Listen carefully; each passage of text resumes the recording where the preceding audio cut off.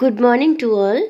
विश्वविद्यालय को यूजीसी निर्देश ऑफलाइन रे परीक्षा कर एणिकी जहाँ मध्य सेमिस्टर परीक्षा हम ऑफलाइन रे परीक्षा करने की यूजीसी निर्देश आसी देखा कौन अच्छी एणिकी विश्वविद्यालय सबु सेमिस्टर परीक्षा ऑफलाइन रे हेबो। कोविड गाइडलाइन रे निजस्व डिग्री कॉलेज और विश्वविद्यालय रे परीक्षा देबे छात्र छात्री।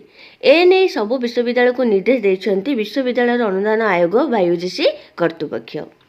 यूजी सचिव प्रोफेसर रजनीश जैन एक साधारण सूचना जारी कर उल्लेख कर कोविड-19 गाइडलाइन रे वर्तमान सबु विश्वविद्यालय और डिग्री कॉलेज रे पाठपढ़ा चली सबु छात्र छात्री ऑफलाइन क्लास कर तेणु ऑनलाइन रे परीक्षा हेबनी सबु सेमिस्टर ऑफलाइन रे हेबो जेहेतु कि हमर ऑफलाइन रे क्लास होची तेणु सेमिस्टर मध्ये हमर ऑफलाइन रे ही हबो। पिला माने निज कॉलेज और विश्वविद्यालय रे परीक्षा देबे।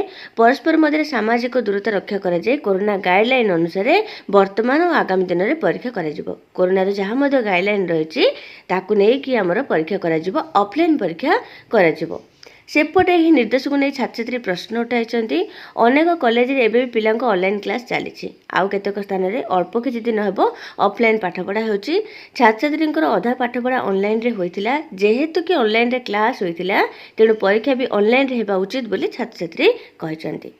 कोविड महामारी प्रकोप जो सुप्रीमकोर्ट उभय स्नातक माने यूजी और स्नातकोत्तर माने पीजी शेष सेमिस्टर परीक्षा ऑफलाइन करने निर्देश देते सबुड़ाक ऑनलाइन हम किंतु शेष परीक्षाटा माने 6 सेमिस्टर बा 4 सेमिस्टर परीक्षाटा ऑफलाइन करने की निर्देश देते।